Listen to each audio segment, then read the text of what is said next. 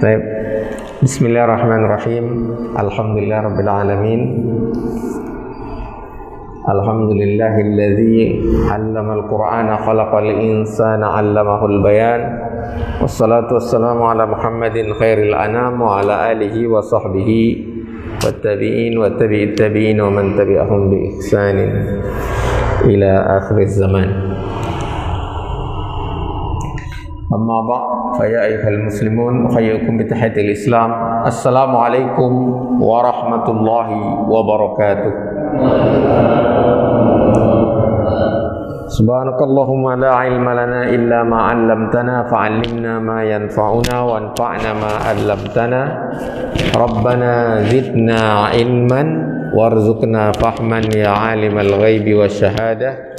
Ya Rahman ya Rahim ya Mujibas Sa'ilin wa Rabbi shrah li sadri wa yassir li amri wa hlul 'uqdatam min lisani yafqahu qawli.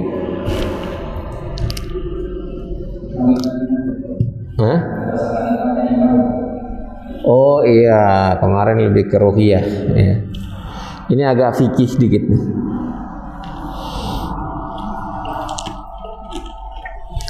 Ya karena beberapa waktu yang lalu Pak Jokowi itu melaunching gerakan nasional wakaf uang. Ya, mungkin dalam kajian-kajian sebelumnya banyak juga para ustadz yang membahas ini. Saya nggak mau terlalu membahas tentang bentuk wakaf uangnya itu sendiri, artinya nggak mau mendalami masalah itu. Kita bukan sedang mendalami itu, tapi kita lihat bagaimana penerapan atau aplikasinya serta maslahat dan mudaratnya dalam. Jadi ketika diaplikasikan bagaimana maslahat dan mudaratnya. Nah, wakaf itu sendiri dalam syariat sesuatu yang teksnya tidak ada dalam Al-Quran. Ya, artinya secara letterlek kata wakaf itu tidak ada dalam Al-Quran. Gitu. Bahkan juga dalam hadis itu tidak ada kata wakaf begitu. Jadi tasri'ul wakaf itu tidak ada teks gitu. Ya. Cuman para ulama itu bersepakat bahwasanya wakaf itu bagian dari infak yang paling umum. Ya, infak yang umum. Kemudian hadis yang sering dipakai di dalam wakaf itu adalah sebagai amal jariyah. Ini hadisnya populer ya. Idza mata bani Adam inqata'a amaluhu illa min salas, shadaqatin jariyah aw ilmin yuntafa'u bih aw waladun salihun yad'u lah. Apabila anak Adam meninggal, maka putus semua amalnya kecuali 3. Yang pertama, shadaqatin jariyah. Nah, sedekah jariyah ini yang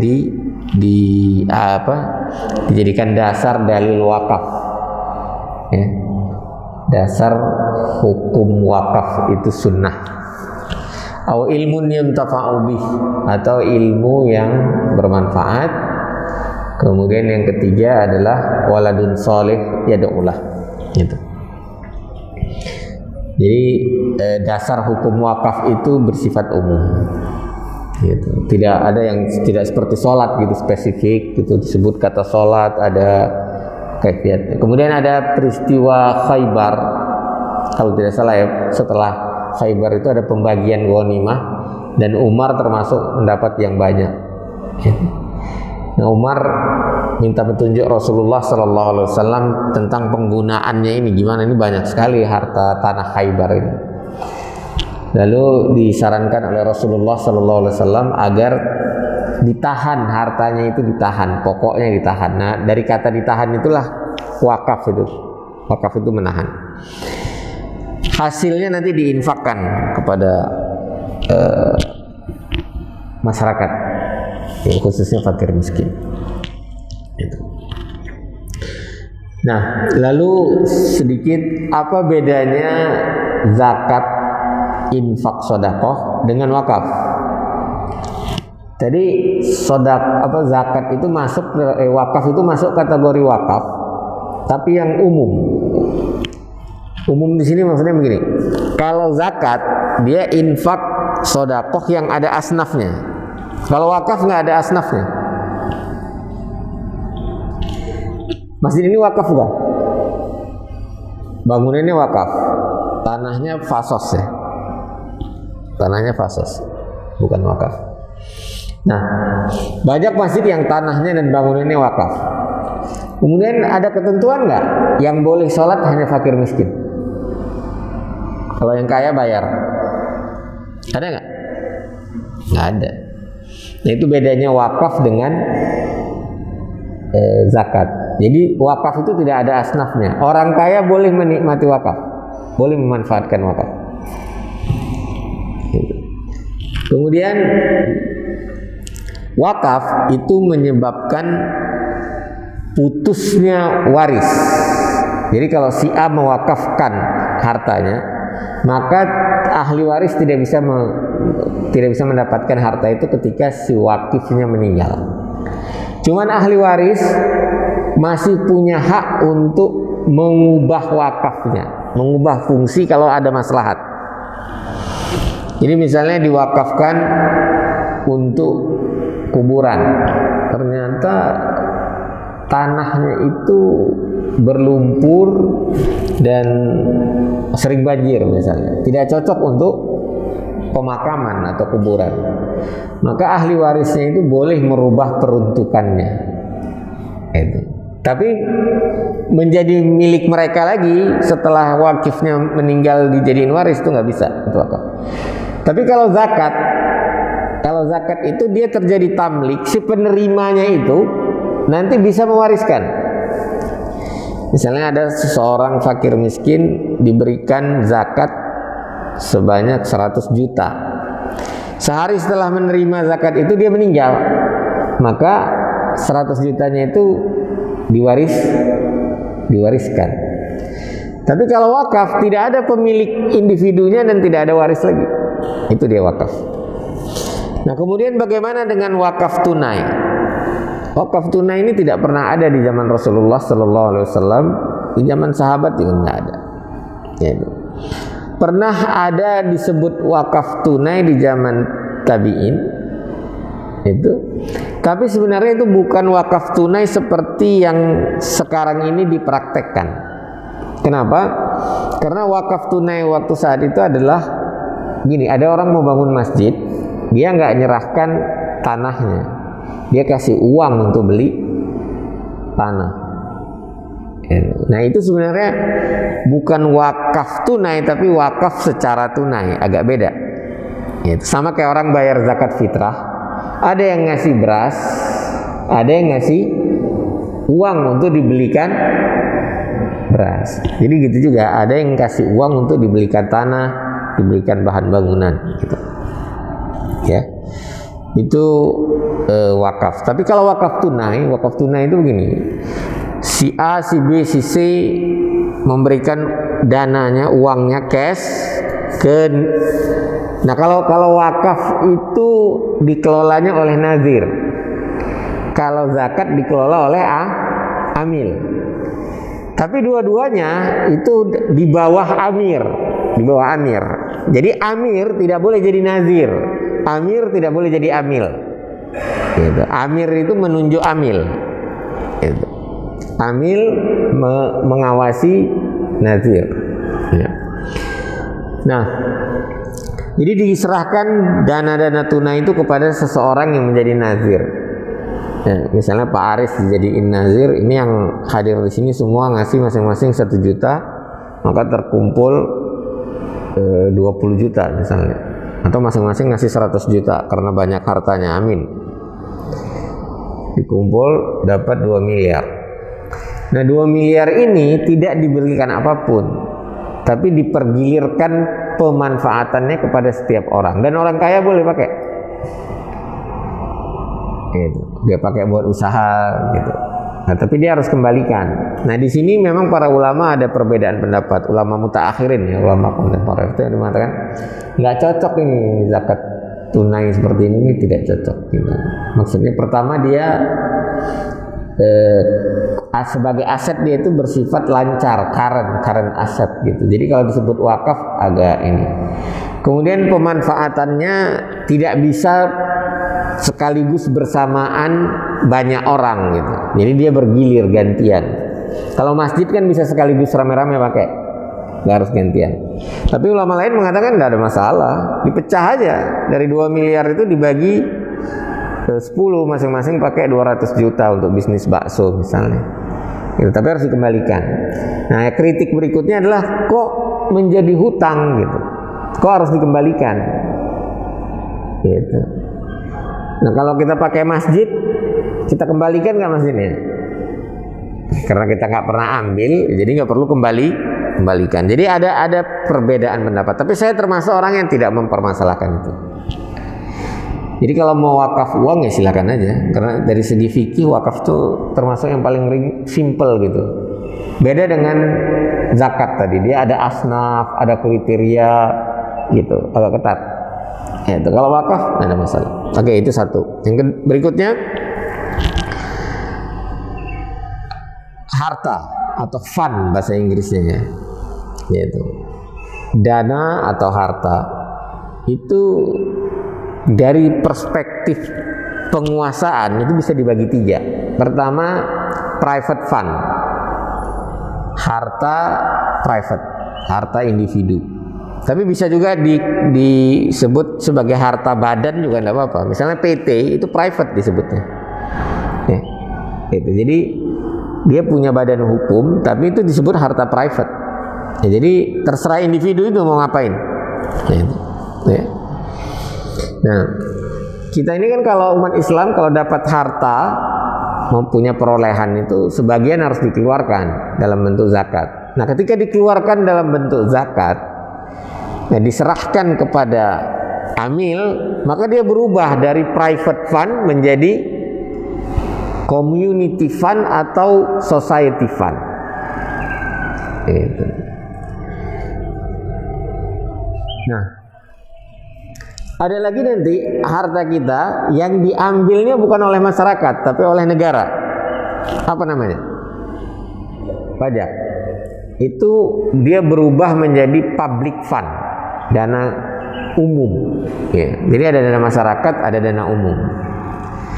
Kita juga di perumahan ini mengenal istilah fasilitas sosial, fasos, dan fasilitas umum. Fasilitas umum itu contohnya jalan raya. Gitu. Siapa aja boleh pakai. Gitu. Fasilitas sosial itu agak terbatas penggunaannya. Misalnya apa? Masjid, sekolah, itu disebut fasilitas sosial. Ya. Fasos. Gitu. Nah, ketika melaunching gerakan wakaf uang, gerakan nasional wakaf uang, Presiden tidak menjelaskan apakah dana wakaf ini menjadi dana publik atau tetap dana masyarakat. Kalau dana publik artinya dikelola oleh negara seperti pajak. Nah, itu tidak disebutkan, tidak dijelaskan. Namun beberapa komentar dari menteri itu mengatakan dana wakaf itu nanti bisa dipakai supaya lebih bermanfaat, dipakai untuk bangun infrastruktur, bangun jalan. Nah, secara fikih gimana untuk bangun jalan? Boleh, karena itu umum, tidak ada masalah, boleh aja. Cuman yang kita khawatirkan sebenarnya adalah dia menjadi dana publik dikelola oleh negara. Nah, ini berbahayanya apa? Berbahayanya masyarakat khususnya umat Islam akan mengalami pelemahan. Dia tidak punya dana sosial lagi. Jadi memang ada kecenderungan hampir semua dana masyarakat, bukan dana private loh, dana masyarakat itu mau dikelola oleh negara. Tapi memang belum ada sampai saat ini dana-dana masyarakat itu yang langsung berubah menjadi public fund, itu tidak ada. Itu. Yang ada itu misalnya dana haji itu dipakai untuk membeli sukuk atau surat berharga syariah nasional, SBSN. Jadi pemerintah hutang sama dana masyarakat.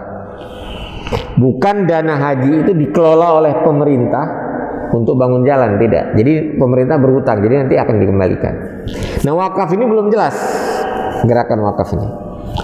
Nah, saya termasuk yang tidak setuju kalau dana-dana masyarakat itu dikelola oleh negara.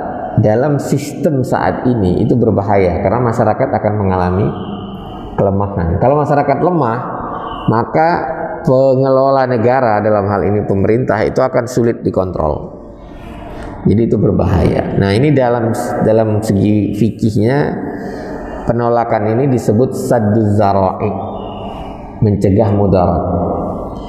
Artinya kalau secara teks tidak ada larangan negara atau pemerintah mengelola dana, mengambil dana wakaf, gitu. Ya, tidak ada, gitu. Secara teks syariat itu tidak ada. Tapi secara teks syariat juga tadi saya katakan tidak ada secara tegas ada teks tentang wakaf. Kemudian Nabi ketika ditanya oleh Umar, Nabi tidak mengambil dana itu sebagai dana negara, diserahkan tetap kepada Umar untuk mengelolanya. Jadi berubah dari milik pribadi Umar menjadi milik masyarakat yang dikelola oleh Umar, bukan dikelola oleh negara. Beda ya, perhatikan. Ya, jadi masyarakat itu harus punya dana yang dia kelola sendiri. Nah, biasanya dikelola oleh lembaga yang namanya yayasan atau ormas atau kelompok masyarakat atau komunitas, gitu. Tidak berbadan hukum. Kalau komunitas itu tidak berbadan hukum. Ya kumpul-kumpul, himpun, ya pokoknya dipakai nanti untuk maslahat umum, gitu, atau maslahat bersama. Ya. Nah, itu nanti secara fikih, ya, kalau kita mengharamkan sesuatu atau memakruhkan sesuatu, gitu, yang tidak ada teks syariatnya, gitu, maka dalilnya itu adalah sadduz zara'i, namanya, mencegah bahaya yang akan timbul, gitu. Jadi bukan tidak boleh zakat uangnya, tapi yang berbahaya itu adalah ketika dana-dana masyarakat diubah menjadi dana publik. Dan untuk Indonesia itu juga tidak dimungkinkan karena undang-undang kita itu mengatur dana negara itu atau dana yang boleh dikelola pemerintah, dana publik itu dia semuanya harus berada di dalam APBN. Dan penerimaannya dari 3 saja. Pajak atau penerimaan bukan pajak, seperti kalau ngurus paspor itu kan bayar, nah itu diterima oleh negara sebagai penerimaan bukan pajak.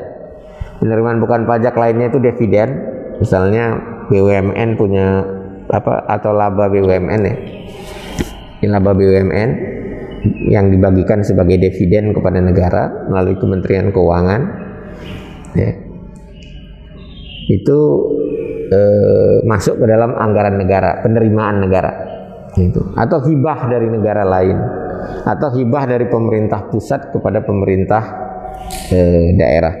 Tidak boleh ada yang sebutnya non budgeter, gitu. Ya, jadi tidak boleh pemerintah atau negara mengelola dana masyarakat begitu saja, gitu ya, sehingga dia tidak masuk dalam BUMN, gitu. Kalau masih ingat dulu ada menteri yang menghimpun dana masyarakat dan dikelola oleh kementeriannya secara non budgeter. Jadi dia nggak bisa dimasukkan ke penerimaan negara karena posnya bukan pajak dan bukan penerimaan negara bukan pajak. Kalau penerimaan negara bukan pajak itu ada 2 dia. Pertama biaya-biaya ngurus SIM, ngurus paspor dan lain sebagainya yang seperti itu. Ya. Yang kedua dividen, itu dividen atau termasuk yang apa namanya, kalau dalam bisnis perminyakan itu ada namanya skema production sharing ya. Jadi kalau kita mengeluarkan minyak bumi itu berapa persen ya, 60% itu atau 54% saya lupa, itu milik negara. Yang kita boleh ambil hanya sebagiannya, nggak boleh semuanya gitu. Nah itu juga termasuk penerimaan negara, bukan pajak. Hasil alam, nah, hasil alam yang berikutnya itu hasil alam, hasil pengelolaan sumber daya alam itu boleh diambil negara ya. Nah kalau yang diambil dari masyarakat itu hanya boleh dalam bentuk pajak gitu. Nah, jadi dana sosial kalau dirubah menjadi dana publik itu pertama tidak ada aturan hukumnya yang memungkinkan, kedua ya secara sosiologis itu berbahaya bagi masyarakat. Nanti masyarakat mengalami kekurangan dana untuk melakukan aktivitas-aktivitas sosial gitu. Atau masyarakat menjadi menengadah terlalu banyak kepada negara gitu. Dan kemudian menjadi tidak adil, tidak fair maksudnya. Ini masalah fairness ya. Kalau yang diambil hanya dana masyarakat dari kalangan kaum muslimin, dari wakaf ya. Sementara umat Katolik, umat Protestan, Hindu, Buddha itu dana-dana masyarakatnya nggak diambil, kan tidak fair gitu. Tidak fair. Jadi nanti ada kejomplangan, masyarakat muslim tidak berdaya karena tidak lagi secara finansial, karena society fund-nya tidak ada, semuanya menjadi public fund atau private fund saja yang ada di tangan individu. Sedangkan masyarakat non muslim itu lebih berdaya karena punya society fund, dana sosial gitu. Nah jadi itu kurang lebih pembahasan tentang wakaf ya, sifatnya sangat umum dia secara fikih ya. Nah kalau dikatakan digunakan secara tunai itu banyak yang mau berwakaf gitu. Nah itu dalil fikihnya apa kalau untuk seperti itu, dalil hukumnya? Jadi kalau dikatakan hukumnya disunnahkan, tetap sunnah, sedangkan tidak pernah ada prakteknya, tidak ada teksnya, maka itu kalau dalam dalil namanya istihsan ya. Istihsan ini agak sedikit perlu hati-hati menggunakan istihsan, karena istihsan itu secara bahasa dianggap baik, artinya satu perbuatan mendapatkan justifikasi karena dinilai baik, padahal dia tidak ada dasar syariatnya atau malah melanggar gitu ya. Contoh istihsan ini sedikit sebagai wawasan. Sholat itu sunnahnya rapat kalau sholat berjamaah itu atau jarang renggang? Rapat. Nah, kalau renggang itu kan kita mukhalafatus syariah atau mukhalafatus sunnah ya, tidak sesuai dengan atau bertentangan dengan sunnah. Nah itu dalil fikihnya kalau dia diharuskan begitu, itu namanya istihsan, dianggap lebih baik menjaga jarak daripada rapat. Secara teks nggak ada itu, sholat jarang-jarang secara teks nggak ada, tapi istihsan dia. Nah, penggunaan istihsan ini harus hati-hati karena dia menjustifikasi perbuatan yang secara sedikit melanggar syariat. Gitu. Sedikit, nggak boleh terlalu banyak nih. Gitu. Karena ada kondisi-kondisi tertentu. Jadi dia dianggap baik. Nah dia bertentangan dengan saddu dzara'i tadi. Kenapa misalnya kita nggak mau kasih dana wakaf itu dikelola oleh negara? Karena dikhawatirkan nanti masyarakat menjadi lemah. Nah itu mencegah mudarat. Saddu dzara'i itu mencegah mudarat. Itu lawan dari istihsan. Jadi apa? Dianggap buruk malah. Gitu. Ya, jadi ini sekedar wawasan, kita perlu paham dalil hukum itu banyak, tidak hanya teks. Teks itu maksudnya Quran dan Sunnah saja. Ya, nas bahasa Arabnya nas. Jadi dalil-dalil syariah itu. Cuman begini, kita ini jangan punya kebiasaan bertanya dalil secara apa ya namanya, misalnya begini, Maulid itu dalilnya apa, makan pisang dalilnya apa, makan kurma dalilnya apa, atau buka puasa dengan kurma dalilnya apa. Itu agak keliru pertanyaan seperti itu. Saya sudah pernah sampaikan juga beberapa waktu yang lalu. Kelirunya apa? Karena dalil itu untuk hukum, bukan untuk seluruh amal, gitu. Dan sudah ada kaidah dalam hal ubudiyah itu harus ada perintah dulu. Dalam hal adat istiadat maka hukumnya semua boleh sampai ada larangan. Jadi kalau dalam ubudiyah semuanya tidak boleh sampai ada perintah. Sedangkan dalam adat termasuk muamalah, termasuk munakahat, di situ semuanya boleh sampai ada larangan. Jadi tidak perlu bertanya apa dalilnya makan coklat. Tapi kalau dikatakan coklat itu makruh, nah baru ditanya apa dalilnya coklat itu makruh. Nah begitu cara bertanyanya, itu begitu. Ketika dikatakan babi itu haram, kan semua makanan termasuk adat, semuanya boleh sampai ada larangan. Maka kalau dikatakan babi itu haram, baru ditanya apa dalilnya babi itu haram. Nah dalilnya apa? Dalilnya teks syariat. Di mana teksnya? Ada di dalam surat Al-Maidah. Hurrimat alaikumul maitatu waddamu walahmul khinzir. Nanti ada lagi teksnya di dalam hadis. Nah kalau tidak ada dalam Al-Quran, tidak ada dalam hadis, tidak ada teksnya, nah itu dalil berikutnya biasanya untuk mengharamkan, untuk mewajibkan dan lain sebagainya. Itu biasanya digunakan yang namanya kias dulu. Gitu. Seperti apa dalilnya boleh atau wajibnya zakat fitrah dengan beras. Gitu. Nah itu dalilnya apa? Ada nggak teks hadis yang mengatakan bayarlah fitrahmu dengan satu mud beras? Ada nggak? Nggak ada. Adanya apa? Gandum. Nah karena nggak ada teksnya, maka itu ulama melakukan ijtihad, kajian. Kalau di situ memang orang nggak punya gandum, nggak punya tamar, nggak jadi makanan pokok yang disebut dalam teks syariat, baik Al-Quran mau hadis, tapi ada makanan pokoknya, maka itu yang dikatakan dalilnya adalah kias. Dalilnya kias. Gitu. Tidak ada dalam teks syariat, tapi dipraktekkan oleh sahabat dan mereka tidak berbeda pendapat tentang hal itu. Maka itu disebutnya apa? Ijma para sahabat. Nah ini 4 dalil utama. Nanti kalau nggak ada dalam 4 itu juga perlu adanya hukum, barulah nanti dipakai yang namanya istihsan,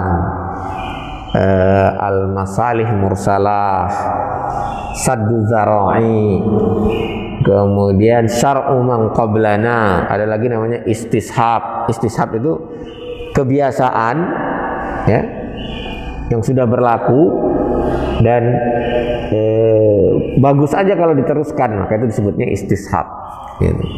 Kemudian nanti ada lagi dalilnya urf.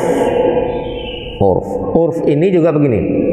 Urf itu atau adat itu bisa menjadi hukum, dikatakan al-adah muhakkamah gitu. Selama tidak bertentangan atau dibatalkan oleh syariat. Nanti ini ada contoh ya. Bapak Ibu, ada ibunya nggak tahu ya, nggak ada ya. Kalau tahu zihar nggak? Zihar itu menyamakan istri dengan fisik istri dengan fisik orang tua. Itu di dalam tradisi jahiliyah itu untuk menceraikan. Ya, untuk menceraikan. Jadi kalau dikatakan seorang suami mengatakan punggungmu seperti punggung ibuku, nah itu zihar. Disebut zihar karena dia asalnya memang yang diserupakan itu kebanyakan punggung, zuhrun. Zihar itu artinya menyamakan punggung. Ya. Maka dalam tradisi jahiliyah itu adalah cerai, gitu, talak, itu ungkapan talak. Tapi ketika kasus ini terjadi di masa Rasulullah, ya, yang mengatakan itu Aus, yang dizihar itu istrinya bernama Khawlah, ya. Ya. Nah itu si istri lapor ke Nabi. Awalnya dianggap cerai, gitu. Tapi diprotes, ya terjadi gugatan, ya, didebat oleh si wanita tersebut, si Khawlah. Maka turunlah ayat, maka ayatnya dinamakan ayat Al-Mujadilah. Ada yang membaca mujadalah. Kalau mujadalah itu terjadi perdebatan. Ini sebenarnya bukan perdebatan antara Nabi dengan dia, tapi dia mendebat putusan bahwasanya itu dianggap cerai. Kenapa dianggap cerai? Karena adatnya begitu, pernyataan itu. Nah, lalu turun ayat mujadilah mengatakan itu tidak cerai, itu dosa besar tapi bukan cerai. Nah, maka di sini adat tidak bisa berlaku kalau dia bertentangan dengan syariat. Maka semua hukum, semua dalil hukum kalau bertentangan dengan teks Al-Quran dan Sunnah, bertentangan dengan ijma, gitu, ya, secara diametral, maka dia batal, tidak bisa dipakai, nggak bisa menjadi hujjah.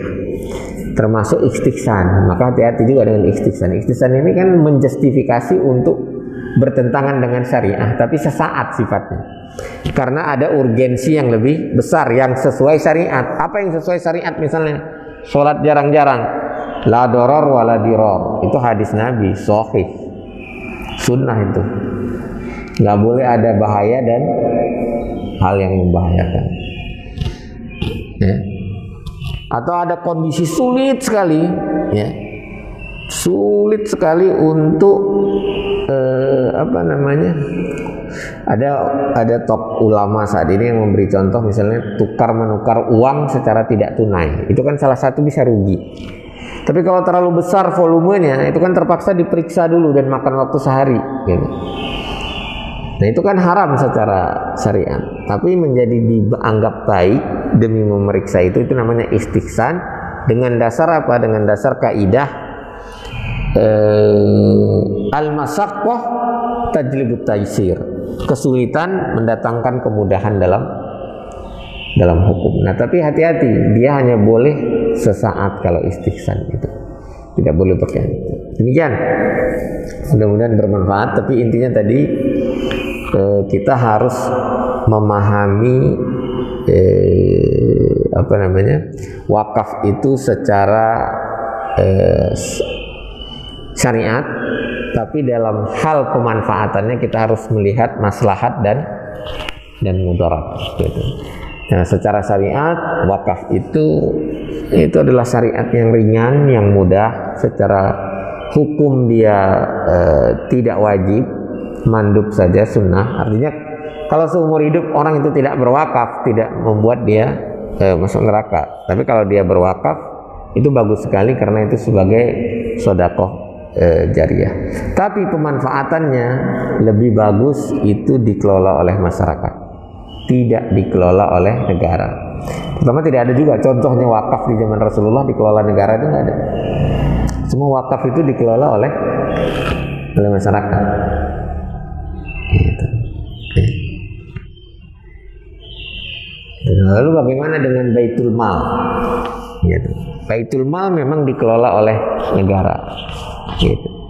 Zakat sebahagian diambil oleh negara di zaman Nabi. Kenapa demikian? Karena tidak ada pajak. Gitu. Jadi dana pendapatan negara itu ya dari zakat. Kalau non Muslim diambil juga nggak? Diambil, namanya apa? Jizyah. Jadi fair dalam satu negara semuanya. Tidak fair kalau dana masyarakat dari kaum muslimin diambil, dari non muslim tidak dia diambil, tidak fair.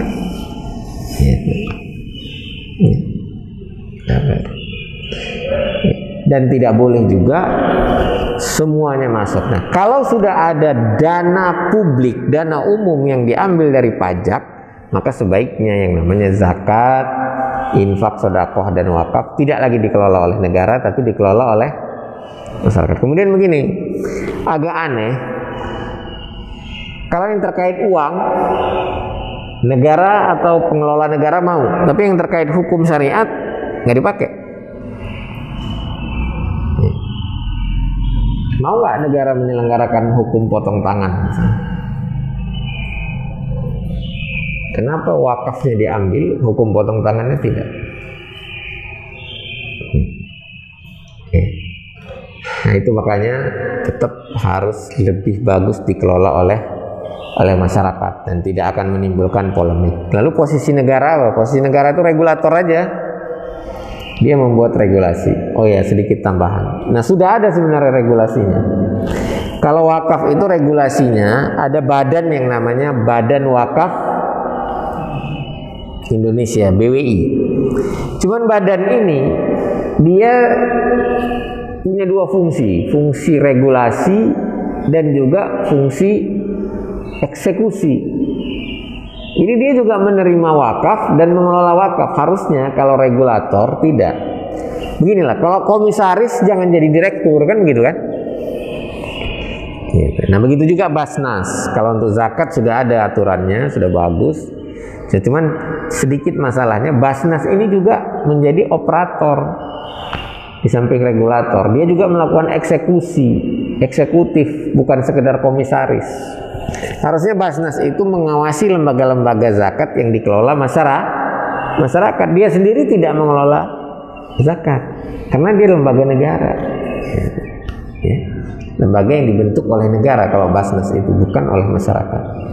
Jadi agak aneh kalau dia mengelola dana masyarakat. Harusnya dia hanya mengelola dana negara, dana publik yang ada di dalam APBN. Itu. Demi apa? Demi maslahat. Ya, maslahat mursalah namanya, maslahat umum, agar masyarakat itu berdaya. Gitu. Nah, masyarakat yang berdaya itu membuat nanti negara itu menjadi relatif stabil gitu. Ya, penguasa susah untuk menindas. Gitu. Tapi kalau masyarakatnya tidak berdaya, penindasan akan. Gitu. Kenapa begitu? Karena memang sunnatullahnya. Power tend to corrupt. Absolutely power tend to absolutely corrupt. Jadi kekuasaan itu cenderung merusak, mengkorup. Koruptor artinya merusak, mengambil hak-hak rakyat. Gitu. Itu namanya korupsi. Gitu. Dan kekuasaan yang sangat mutlak cenderung sangat mutlak juga. Ya. Kerusakan yang dia lakukan, korup yang dia lakukan. Nah, itulah untuk mencegah itu, dan itu sunnatullah, artinya masyarakat dunia ini sudah mengakui kekuasaan ada kecenderungan begitu, maka itu harus dicegah. Nah, dalam syariat, lebih tepatnya dalam fikih atau dalam usul fikih Islam itu dikenal istilah namanya sadduz zara'i. Ya, walaupun dalam Islam juga dikenal yang namanya istihsan gitu. Nah, jadi dipakailah dalil-dalil itu secara tepat, dan itu ketika hendak membuat hukum. Maka juga jangan terbiasa bertanya dalil padahal tidak perlu ada hukumnya. Makan pisang nggak perlu ada hukumnya, nggak usah ditanya dalilnya. Gitu. Makan coklat atau apa itu nggak. Adat istiadat gitu. Apalagi kalau tanya 17 Agustus apa dalilnya? Nggak perlu ada dalil. 17 Agustus itu adat dikira-kira. Gitu. Nggak usah dicarikan dalil buat 17 Agustus itu. Baik dalil untuk mewajibkan maupun untuk mengharapkan. Demikian, kalau masih ada hal-hal yang perlu kita diskusikan, ditambahkan, atau kalau ada hal-hal yang dianggap keliru dari kami, karena kami juga manusia, ingin diberikan masukan, dikritik atau dikoreksi, boleh tafadhol, silakan. Silakan Baris. Kalau berdasarkan menangkap, jadi ada dana Ya. dan komunitas dan pabrik ya. Ini dana umum. Terus ada 3 pengelola resort dan pemerintah. Ya. Di dalam kasus umat Sandra menjadi tadi menjadi tapi menjadi masyarakat tapi dikelola oleh umat. Pertanyaan saya tadi dan masyarakat boleh dikelola oleh resort dalam teknologi seperti apa? Tapi yang ada saat ini dalam masyarakat ada yang dikelola ormas, ya ada yang coba dikelola masyarakat, tapi yang dikelola oleh resort mungkin seperti sana dia itu itu akuntabilitas itu sudah sistem masyarakat negara itu bagaimana karena tidak ada penyelenggara. Gini, kalau person di situ dalam arti manajemen, maka dana negara pun person dilihat kan Menteri Keuangan yang kelola misalnya atau Menteri BUMN itu kan person juga. Tapi kan dia posisinya di situ adalah jabatan publik. Nah, kalau pesantren dan lain-lain itu lihat posisinya. Kalau posisinya diwariskan dan sementara dia itu sudah dana wakaf, maka di situ sudah dijadikan dana private. Jadi person tersebut mengelolanya sebagai dana private. Nah, itu masalah. Itu masalah kalau itu. Karena kalau wakaf itu bedanya dengan zakat, ya dia nggak ada ahli warisnya. Ya. Kecuali wakaf temporer, ada yang membolehkan. BWI itu membolehkan wakaf temporer. Kalau saya cenderung mengatakan wakaf itu, kalau temporer bukan wakaf, itu sedekah namanya. Infak. Saya wakafkan lahan saya sekian hektar untuk dikelola bersama oleh masyarakat selama 10 tahun. Setelah itu balik lagi ke dia. Nah, itu namanya infak, bukan wakaf. Karena dia nggak berhenti kan, balik ke dia gitu. Nah, pengelolanya person boleh aja, tapi tidak boleh dikelola sebagai dana private. Private itu artinya milik pribadi, milik swasta, swa dia punya sendiri, itu nggak boleh. Gitu. Ya, masjid ini kan ada satu orang yang jadi ketuanya. Gitu. Nah, dia tidak boleh mengelolanya ini sebagai aset atau dana private, dia harus mengelolanya sebagai dana masyarakat. Begitu. Begitu Pak Aris. Jadi orang boleh saja jadi gini, boleh dana masyarakat diserahkan pada satu orang, nggak harus pada lembaga, boleh serahkan pada satu orang, diamanahkan gitu. Ya. Amil itu kan boleh individu. Dan zaman Rasul amil itu individu. Sekarang aja itu. Ya. Sekarang aja dengan dalil tadi istihsan, amil itu boleh lembaga, badan hukum. Gitu. Dalilnya tadi apa? Istihsan. Di zaman Rasulullah nggak ada teksnya. Gitu.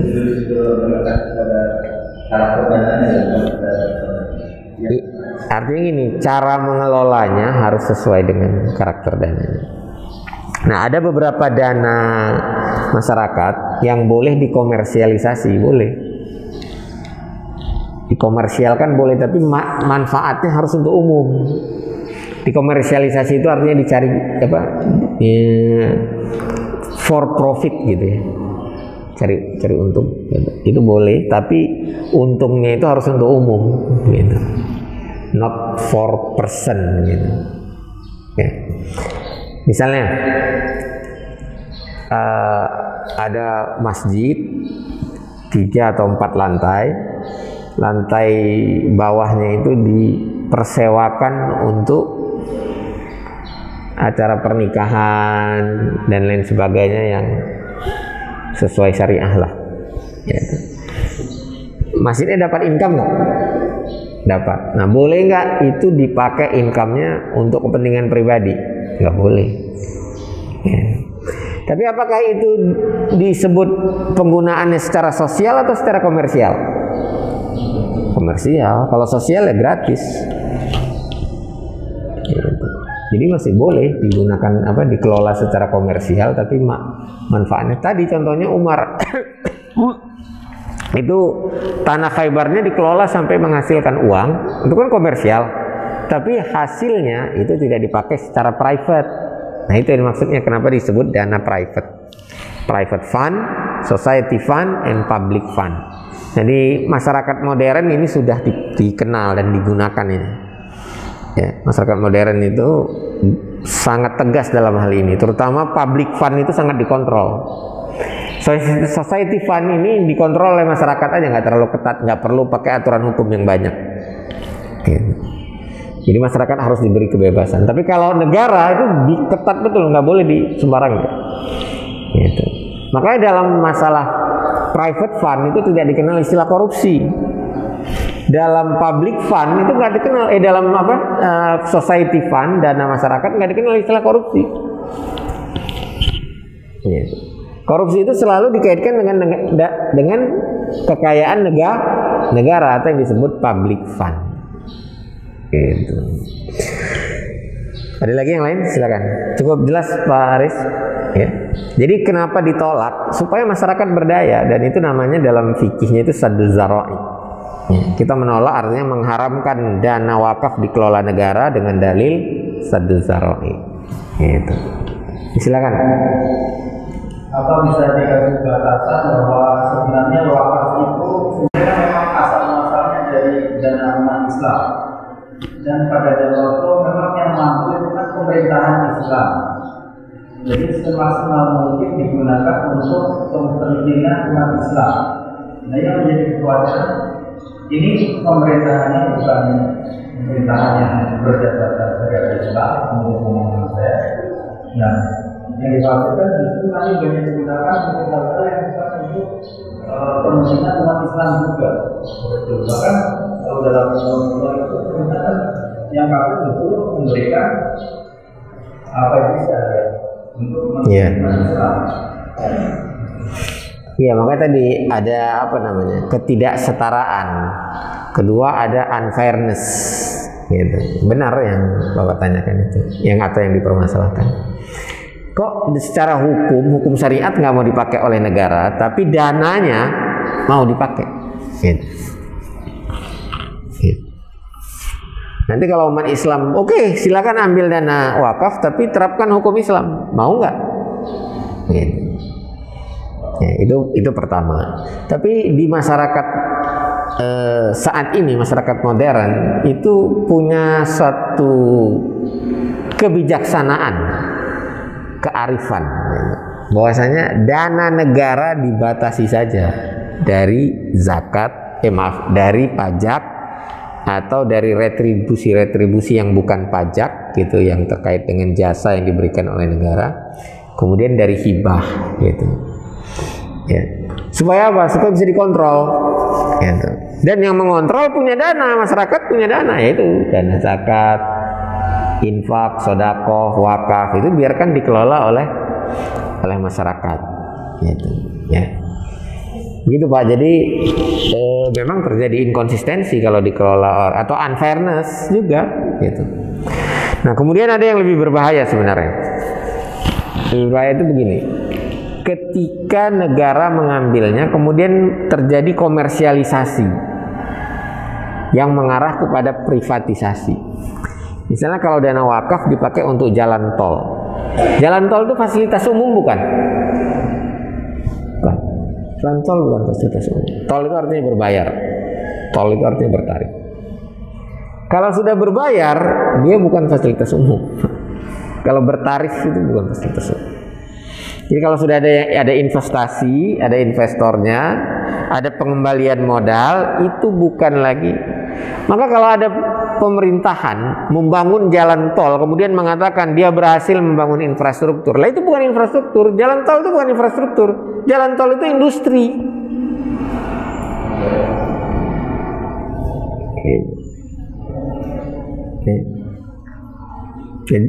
Coba bayangkan, sumber modalnya wakaf dipakai untuk industri jalan tol, jalan berbayar. Nah itu lebih parah lagi Pak. Kita nggak masalahkan lagi itu masalah apakah muslim atau non muslim, tapi dana yang harusnya dikelola oleh masyarakat, kekuatan masyarakat membuat masyarakat menjadi madani, gitu. diambil oleh negara, kemudian negara menggunakannya membangun jalan tol yang pemanfaatannya itu oleh private. Jadi kalau kita masuk jalan tol itu kan jalan milik kita bayar kan? Biasa. Bukan milik umum, beda kalau jalan raya. Jadi kalau semua orang bisa mengakses tanpa kecuali, itu yang disebut umum, gitu. Dan yang bangunan atau segala sesuatu yang masa halayak umum, siapapun boleh pakai, itu disebut fasilitas umum, ya. Dan disebutnya infrastruktur kalau dia fisik, gitu. Tapi kalau disebut juga infrastruktur tapi dipakai oleh private, itu namanya industri. Jadi jalan tol itu industri, yang punya siapa? PT.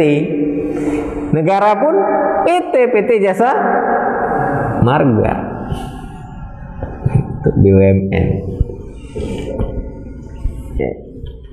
Ini namanya literasi, Pak. Ngaji literasi supaya kita melek tentang keuangan negara, melek tentang fund, dana-dana, kita melek maslahat mudarat. Kita juga harus melek fikih dan usul fikihnya, gitu. Ya, bukan kita harus jadi ulama, enggak, tidak harus jadi ulama. Kita melek, punya literasi. Misalnya gini lah, kita melek IT, bukan kita harus menjadi ahli IT, tidak. Kita melek aja, tahu cara menggunakannya, memanfaatkannya, menempatkannya. Itu yang penting. Ya. Demikian Pak, cukup. Yes. Jadi memang ada unfairness kalau itu diambil dan dikelola oleh publik. Cuma yang lebih berbahaya lagi, dia nanti menguntungkan segelintir orang. Nah itu bahaya sekali kalau wakaf hanya menguntungkan segelintir orang. Walaupun wakaf itu boleh dipakai orang kaya, ya. Boleh.